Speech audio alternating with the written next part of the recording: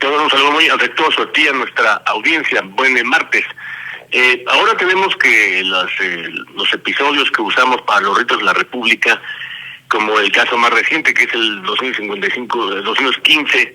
el 215 aniversario de la conmemoración de nuestra autonomía e independencia,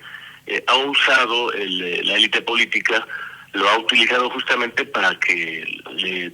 tome mayor fuerza ese discurso que ahora están tratando de poner justamente en la mesa, si no de toda la sociedad mexicana, por lo menos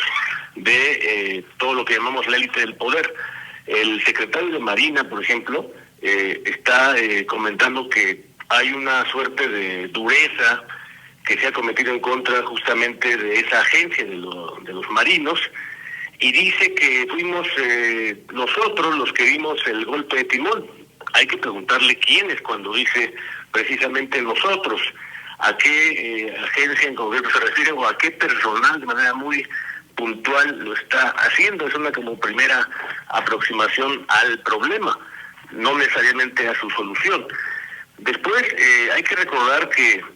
si algo, esas dos agencias, me refiero a la Secretaría de la Defensa Nacional y también la Marina, tuvieron con el expresidente López Obrador, si algo tuvieron en su desempeño fue justamente un cómodo silencio que les permitió precisamente no informar, salvo las generalidades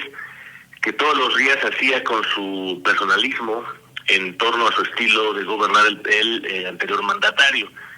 De ese modo me parece que se desprende que el secretario de Marina, si lo tomamos de manera interpretativa, se asume parte de ese movimiento, del partido movimiento, lo que es más, y no solo del gobierno mexicano. Y también, por tanto, se asume parte del combate, o se supone que lo haría, del combate a la corrupción y los desafíos que se enfrentarán en eso que llaman el fondo. Hay que preguntar también si se atreverán ir por los altos mandos en la Secretaría, no solo de Marina, sino también de la Defensa Nacional, en torno, por ejemplo, a la élite económica en la categoría de la élite empresarial, porque, como sabemos, hay una producción, distribución y consumo gigantescas. Ayer mismo una investigación del diario madrileño El País daba cuenta que la cantidad es realmente mínima la que se puede decomisar hasta hoy, que habla más o menos de la Secretaría de Marina, que ha logrado esos decomisos por 40 millones de litros de huachicol fiscal entre Estados Unidos y México, pero que son alrededor de 18,000 los procesos que todos los días están articulando en torno a esa producción, distribución y consumo. Es decir, realmente esos 18,000 millones comparados con esos 40 millones queda únicamente como una anécdota. Hay que preguntarse también si van a investigar de una manera puntual en esto la cadena de mandos al ex titular de la propia dependencia, al almirante Ojeda, que también hay que puntualizar. Durante su administración, sus sobrinos recibieron ascensos y condecoraciones. No obstante que la narrativa del propio almirante Ojeda dice que puso una denuncia en la Fiscalía General de la República. De todos modos, esa conspiración criminal lo está acercando cada vez de un modo más notable al almirante Ojeda, con lo cual la competencia es ahora justamente la discusión, si fue o no, en qué grado incompetente. Otras cuestiones que sabemos están ligadas al mundo de la delincuencia organizada con el partido dominante es, por ejemplo, el acuerdo del Cártel del Pacífico. Como sabemos, eso ocurrió en 2021 en Sinaloa. Y también la investigación de Estados Unidos, como se sabe, que este mismo mes terminará de cuajar en torno a que ya tengan el punto final los 3 intermediarios financieros que fueron justamente intervenidos por las instancias mexicanas a propuesta de una investigación, quién lo diría, de las autoridades estadounidenses. Una de ellas, Vector,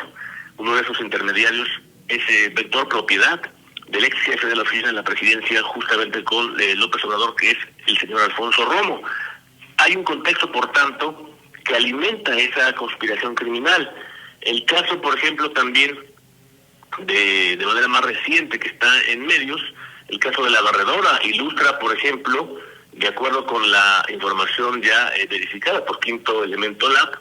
a más o menos el año 2021, cuando ya se tenían todas las informaciones, mínimo, reitero, desde ese año, de que estaban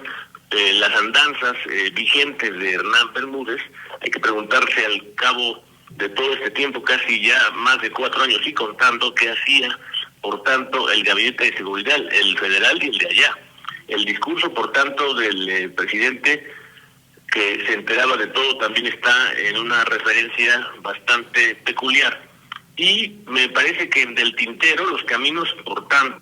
conducen a Palenque, y es ahora la oportunidad, como dice ese muy buen libro del reportero, del periodista Manuel López San Martín, sobre dejar atrás ya el fenómeno del poder compartido. Hay que preguntarse si a la titular del Ejecutivo lo hará, o se atreverá, por ejemplo, a los 2 esquemas de bloqueo que tiene hoy, justamente que no permiten desarrollar su agenda en torno al Poder Ejecutivo y sobre todo a su estilo de gobernar. Se trata, por ejemplo, de los 2,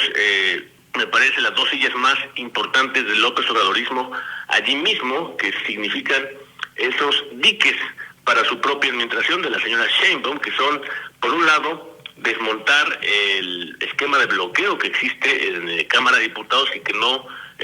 pueden avanzar todavía sus iniciativas, quién lo diría, a pesar de la amplísima mayoría, lo mismo jurídica que política, y en Cámara de Senadores lo que hemos visto en los días recientes, por lo menos, es que se ha reforzado el caso de la protección institucional hasta hoy, que conversamos en torno al senador Adán Augusto López Hernández. Veremos, lo más importante es las preguntas que quedan no en el aire, pero sí en la esfera de la competencia del Poder Ejecutivo Federal, si la señora Sheinbaum y su administración por fin lo harán y se desharán justamente de ese poder compartido. Queda un mar de preguntas sin sus respuestas, Teodoro.